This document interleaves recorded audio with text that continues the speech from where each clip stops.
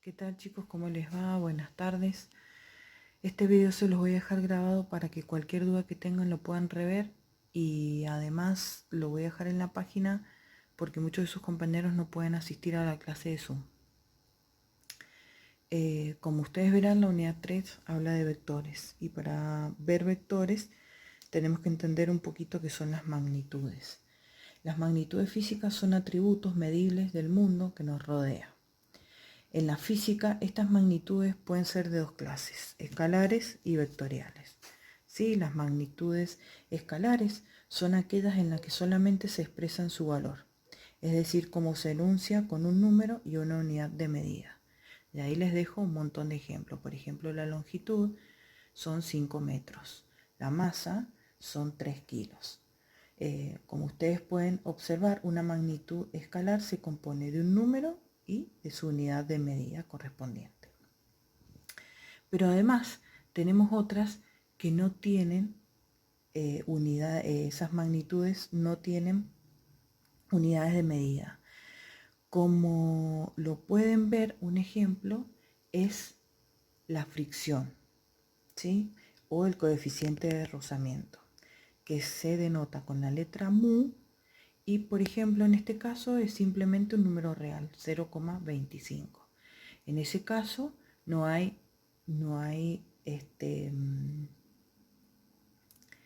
no está acompañada como en este que dice 5 metros, ¿sí? O sea que es solamente un número. Después pasamos a todos los que son magnitudes vectoriales, que son aquellas que además de expresar su valor, se debe especificar su orientación. Quiere decir, tienen una dirección y un sentido. Ahí les he dejado unos ejemplos, como por ejemplo el desplazamiento, que es a 4 kilómetros hacia el norte, la velocidad, que es 10 metros por segundo hacia el este, ¿sí? Entonces ustedes ahí están viendo la dirección que tiene, la magnitud y hacia dónde se dirige, ¿sí? Dice, como vemos en los ejemplos, las magnitudes vectoriales están definidas con un número, la unidad de medida corresponde a la dirección y el sentido sería la orientación. ¿Sí? Yo esto se los voy a dejar para que ustedes después lo puedan ir repasando, porque van a tener unos prácticos ahí para poder completar. Bueno, base fundamental de esta unidad, vectores. ¿Sí? ¿Qué son los vectores? Nosotros tenemos, por ejemplo, un vector se compone de un origen y de un extremo. Es una parte de una recta, ¿sí? Esa línea imaginaria o línea de acción es la línea que contiene el vector. Después tenemos la orientación, ¿sí? Es la orientación del vector.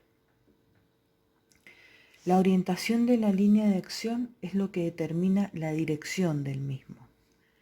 Cuando el vector pertenece a un sistema bidimensional, como por ejemplo acá, tanto al eje X como al eje Y, sus líneas de referencia va a ser, por ejemplo, en este caso el eje X y el ángulo de inclinación que tiene ese vector. Un vector tiene inicio y tiene final.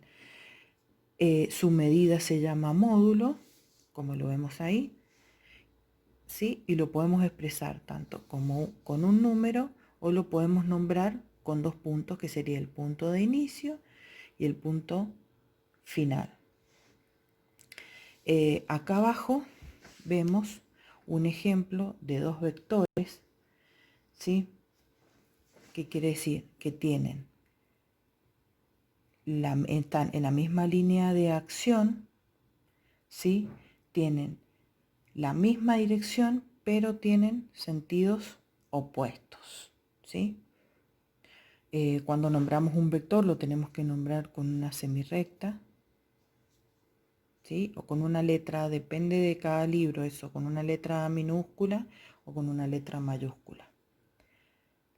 Esto es un poco de teoría, ya enseguida les voy a enseñar cómo sacar sumas de vectores. Bueno, acá como pueden observar, vamos a tener una suma de dos vectores. ¿Sí? ¿Qué es lo que vemos? Lo que están viendo acá es un método gráfico que se llama el método del paralelogramo. Para sumar dos vectores, en este caso, el método del paralelogramo, lo que yo tengo que hacer es trazar paralelas a ambos vectores. El inicio de esos ambos vectores, si yo traslado este vector hacia allá, como ustedes pueden ver, este sería el inicio de A y el final de A. ¿Sí? Si lo alcanzan a ver, el inicio de A y el final de A. ¿Sí? Sería como una A', digamos. El método del paralelogramo consta en trazar paralelas a los vectores. El origen siempre está en el origen de coordenadas. Trazamos paralelas y la resultante va a ser la diagonal principal. ¿Sí? Va a ser desde el inicio de ambos vectores hasta donde se unen el paralelogramo. Esa es la resultante. Este sería como un método gráfico, ¿sí?, del paralelogramo. Ahora vamos a pasar más a la parte analítica. ¿Qué es lo que tenemos acá? Bueno, acá tenemos, por ejemplo, un ejemplo de este gráfico que vimos recién. ¿De qué manera nosotros obtenemos?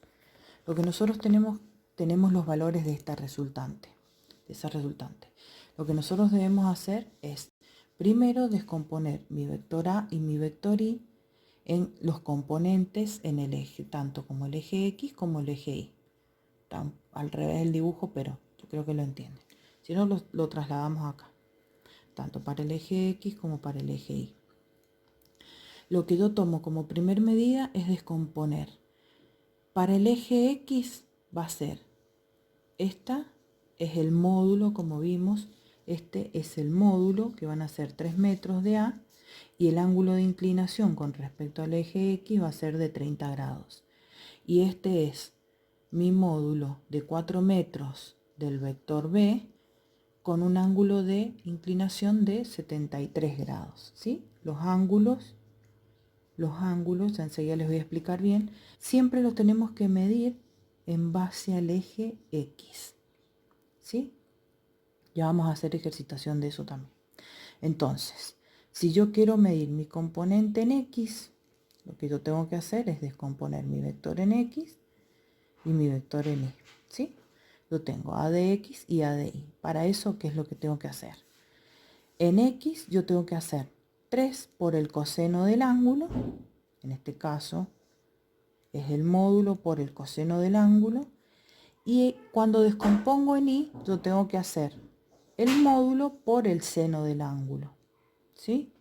Entonces, vamos a descomponer A, como ustedes pueden ver, ya lo resolví. Y B, lo mismo, no más que con los componentes del vector B. El módulo por el coseno del ángulo, el módulo en Y por el seno del ángulo. Yo obtengo 4 valores, ¿sí? ¿Cómo obtengo para poder obtener el valor de mi resultante? ¿Sí? Entonces, ¿cómo obtengo eso? Lo que yo hago es, en la resultante, sumo los valores que descompuse en A en X más B en X, y la resultante en Y va a ser A en y B en Y. Eso a mí me da estos valores, ¿sí?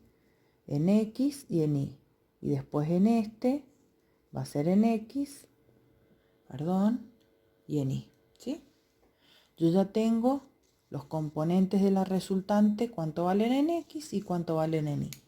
Quiere decir que yo, sumando ambas resultantes, voy a tener la resultante en X y la resultante en Y. Si lo vemos en este, sería así: la resultante en X y mi resultante en Y. ¿Sí? Eso es lo que yo estoy haciendo con esto. Yo ya tengo mis resultantes. Ahora, ¿cómo hago para obtener la magnitud o la medida de ese vector? ¿Qué uso? Pitágoras. X al cuadrado más y al cuadrado sacando raíz cuadrada, voy a tener mis resultantes. Yo ya lo desarrollé, yo ya obtuve. La resultante en X, como pueden ver, es 3,76 y la resultante en Y es 5,32. Lo elevo al cuadrado, lo sumo y le saco la raíz cuadrada. Este es el módulo de mi vector resultante de este. ¿Sí? El módulo de mi vector resultante va a ser 6,51. ¿Sí? Volvemos. ¿Qué es lo que necesito saber ahora? El ángulo de inclinación o el sentido que va a tener mi resultante. Entonces, ¿de qué manera lo obtengo? El ángulo se obtiene aplicando esta formulita. Es la inversa de la tangente por la resultante en Y sobre la resultante en X.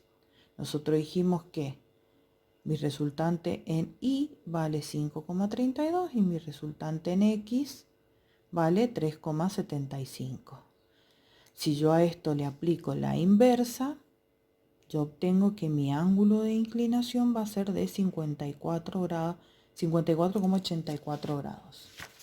Entonces, este ángulo alfa va a ser de 54,84 grados.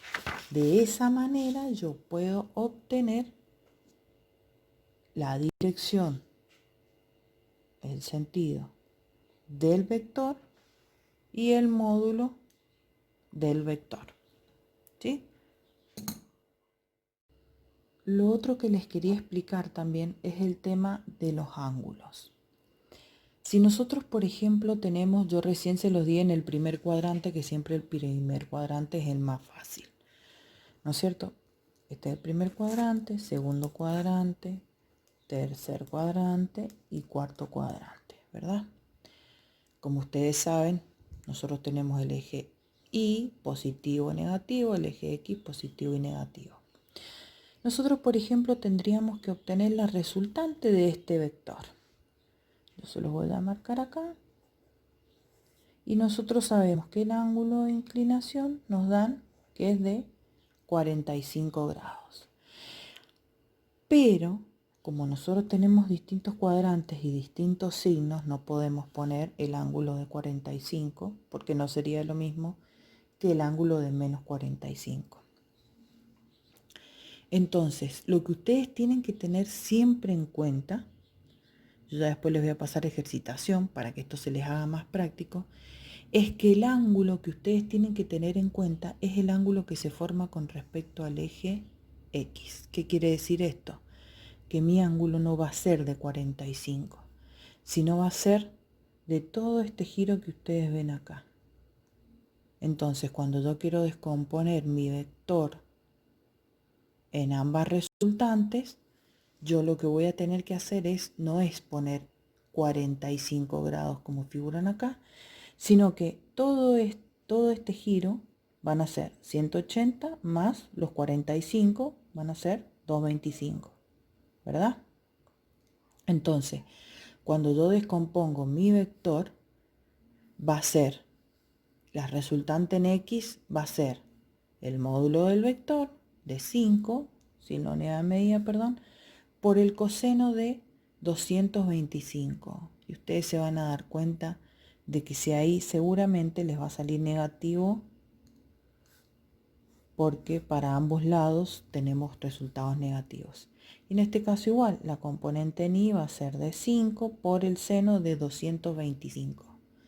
Si nosotros, por ejemplo, tuviésemos un ángulo acá y nos dicen que este ángulo es de 20 grados, ¿no es cierto? Este va a ser otro vector de 4 metros, ¿sí? Con un ángulo de 20 grados. Mi ángulo, ¿cómo voy a descomponer yo? Este vector va a ser B en X B en Y. Dijimos que va a ser 4 en X, va a ser el coseno, y en Y va a ser 4 por el seno de. El ángulo va a ser todo este giro. Va a ser 180 más 90 más, o si no más fácil, va a ser 360 menos 20, que es lo que me queda para terminar la vuelta. 360 menos 20 va a ser 340 grados. ¿Sí? Ese sería entonces el ángulo de inclinación, ¿sí? De este vector. Lo que siempre tienen que tener en cuenta es que el ángulo es todo el giro a partir del eje X. ¿Sí? A partir del eje X ustedes tienen que considerar todo este ángulo para este vector.